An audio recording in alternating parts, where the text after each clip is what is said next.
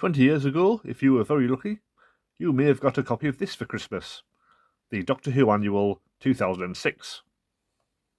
Unlike the annuals from the 60s, 70s and 80s, this one contains stories written by the actual writers of the show, which I don't believe have ever been reprinted. So I thought I'd take a look through it.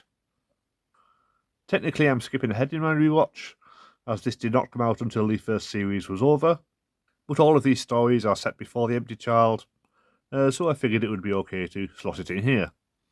Annuals are meant to be read at Christmas time, after all. Inside, there is a very nice drawing of Billy Piper and Christopher Eccleston, which would make a good poster. Then we have a 6-page feature, Who's Who, exploring the backstory of Doctor Who. This is probably aimed at all the young fans who are just getting on board with the new series. So it's a decent summary of the first 42 years of the show. It skips over the wilderness years period, but it is quite well written. Despite his powers of regeneration, the Doctor is just as fragile and mortal as the rest of us. Not even his Time Lord abilities would save him from a Dalek's gun or the ravages of the Time Vortex, and yet he has the courage to place himself in terrible danger when the universe is in peril. In fact, to put it simply, the Doctor is a hero, and the universe will always need one of those. Next we have a puzzle page. In Robot Rose, the Breebles have made a robot double of Rose. The 10th Doctor would have been fine with that, but the 9th Doctor has to spot the errors in the robot's account of their adventures. There are meant to be 10, but I could only spot 7, even though I've only just watched the episodes concerned. Then there's the TARDIS teaser. 3 of the Dalek ships have ruby ray lasers, 6 have atomic cannons, and 2 have both. How many were there? Well, obviously I know the answer, but I'm not going to give it away. You'll have to buy the book to find out. Then we have a story, Doctor vs. Doctor, written by Gareth Roberts, with some excellent illustrations by Andy Walker. It's kind of similar to The Unicorn and the Wasp, starting at the end of a murder investigation, with legendary detective Merivale Carr gathering the suspects together and exposing the murderer, only for the Doctor and Rose to show up and explain how the real murderers are invisible aliens who create a deadly energy field when their spaceship is trying to take off. It's a good story, partly based on Agatha Christie, but the detective is more like Sherlock Holmes. There is a good bit where he tries to figure out who Rose and the Doctor are, but he can't tell anything about them.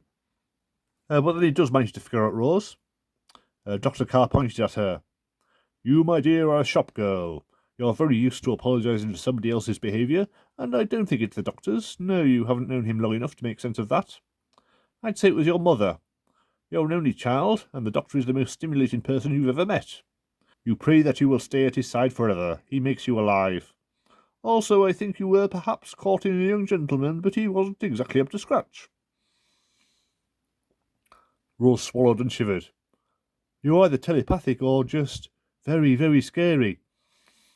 It's a good story overall, but there are a few jarring moments, such as Dr. Carr being described as repulsively fat, which is a bit J.K. Rowling, and one of the female characters has a scandalous past as a male impersonator, which is even more J.K. Rowling. But apart from that, it's a good start. Next we have Meet the Doctor, written by Russell T Davies himself, so this is officially canon. The Doctor's backstory was covered in the first feature, so this one is mainly about the Time War, and it gives you lots of fascinating glimpses into what might have happened. The Time Lords reached back into their own history to assemble a fleet of bow ships, black hole carriers, and N-forms. The Daleks channeled the full might of the Deathsmith of Goth and launched an awesome fleet into the vortex, led by the Emperor himself. And the ending is particularly intriguing. And far away across the universe, on the planet Craif Tekhedra, one side of a mountain carries carvings and hieroglyphs, crude representations of an invisible war. The artwork shows 2 races clashing, one metal, one flesh, a fearsome explosion, and a solitary survivor walking from the wreckage. Solitary? Perhaps not.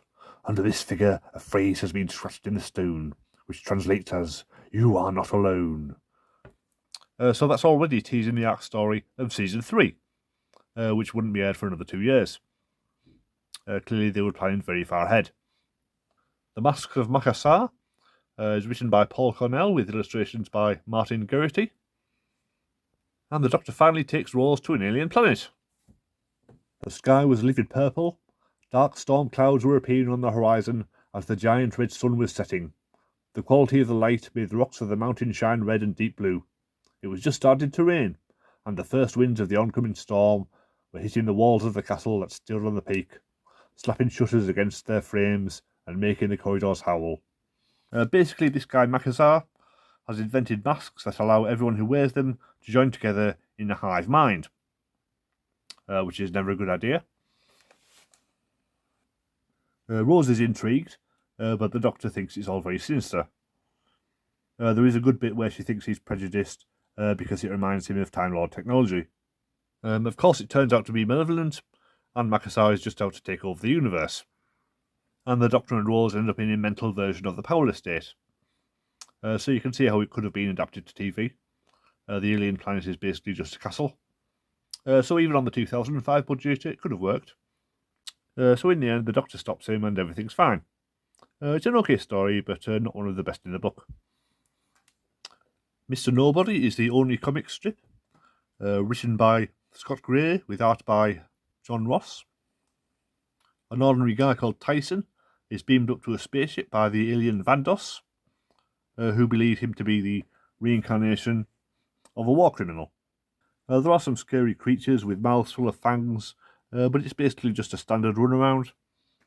The Doctor ends up sabotaging the alien ship, and Tyson decides to give up his dead-end job and find a purpose in life. I guess that's the moral of the story. It's an okay story, but nothing special. Then we have another puzzle page.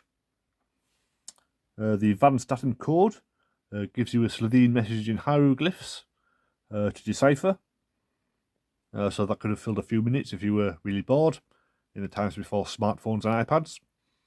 There's a unit initiation test, which is basically just a series of trick questions that you can ask your parents, such as, what is deadly and invisible? Answer, no Daleks. Hilarious. And lost luggage is just some very basic questions about the TARDIS. If by some miracle you don't already know the answers, they are provided later in the book. Meet Rose is again by Russell T Davies, and we get a lot of background information about Rose that was never mentioned in the show. She started going out with Mickey when she was only 14. It doesn't mention how old he was, but judging by Father's Day, he can only have been a couple of years older. But it does say that instead of getting A-levels, she ran off to live in a bedsit with some guy called Jimmy Stone for 5 months. I'm pretty sure that was never mentioned in the show. I guess that would have been her first attempt to escape her life, and the Doctor was her second. I still haven't read the novelisation of Rose, so I don't know if that expands on this. I'll have to pick it up at some point. Pitter Patter is written by Robert Shearman with illustrations by Darryl Joyce. It's told from the perspective of a boy called Andy, whose family moves to a colony planet, only to be trapped in their bunker by living rain that wants to kill them. It's incredibly bleak and is likely to give kids nightmares. Andy couldn't remember how long it had been since he'd seen Earth and Timmy, since he'd become a spaceman. No, wait, he could work it out if he tried hard. 6 weeks. It was 6 weeks. And once they'd arrived, there'd been the hunger and the rain, and Uncle Bernard had been killed, of course. A lot of them had been killed. And he thought he'd be able to cope with all of that, even Mummy's crying. If only Daddy would smile again. But Daddy didn't smile anymore. The family dynamic is interesting as well. The father is clearly not a nice person, and even turns a gun on his wife at one point. And because it's written from the child's perspective, we never find out exactly how the Doctor saves the family at the end. It's a good thing he does, otherwise it would be the darkest Doctor Who story ever. But it's very well written and a definite highlight of the book. Next we have a behind-the-scenes feature written by Benjamin Cook, who does all the Doctor Who magazine reports. He describes what it's like on set during the filming of a TARDIS scene, as Christopher Eccleston breaks a lever and says something rather upsetting. You can only imagine what that's like. Brian Hitch explains the designs of the TARDIS and the new Daleks. Simon Callow praises Mark Gatiss' script for The Unquiet Dead. And we get an account of them filming on location on a freezing cold night in Swansea. So it's like an episode of Doctor Who Confidential, only in written form. So it would have been a good introduction for kids who didn't know what it was like behind the scenes on a TV show. The final story is What I Did on My Christmas Holidays by Sally Sparrow, written by Steven Moffat, with illustrations by Martin Geraghty. Obviously, this is where the character from Blink came from, but here she is only 12 years old, and she's gone to stay with her fat aunt. I guess it was 20 years ago, so everybody was trying to be like J.K. Rowling. She unpeels the wallpaper in her bedroom to reveal the message, "Help me, Sally Sparrow." Later, she finds a photograph of the Doctor from 20 years ago, holding up a sign, reading the same thing. Finally, she finds a videotape of him talking to her, explaining he knows what she's going to say, as he's read the essay she wrote about it, which is the story itself. And she sees the TARDIS land, and her older self step out to rescue the Doctor. So she has to finish writing the essay before she can go find the TARDIS and use it to rescue the Doctor. So it's the same kind of structure as Blink. Some of the scenes are very similar. It's just without the Weeping Angels, which I guess would have been the hook that made it work as a TV episode. The most interesting bit is when we learn how the Doctor got a copy of the essay in the first place. "Told you, I'm a time traveller. I got it in the future. From a beautiful woman on a balcony in Istanbul." He smiled like it was a happy memory. "She was some sort of spy, I think. Amazing woman. I just had a sword fight on the roof with 2 Centaurans, and she saved me from the second one. Then she gave me your Christmas homework and told me to keep it on me at all times, because I'd need it one day." He grinned. "She was right." And obviously he's talking about Sally's older self, which would have been a nice wrinkle in the TV episode. It's a really good story. Sally does sound like a 12-year-old girl, and it would have definitely captured the imaginations of all the kids reading it. Finally, Gareth Roberts contributes a brief Inside the TARDIS feature. Nothing new for long-term fans, but the kids might have been interested to learn about all the different rooms that were shown during the classic series. And it does explain how the Doctor uses the ship's architectural configuration system to swap bits of the interior about as if it was a computer program, which I don't think was specifically mentioned in the show until Time Crash. I could be wrong. And this is the back cover. So yeah, overall it's a big improvement on the classic series annuals.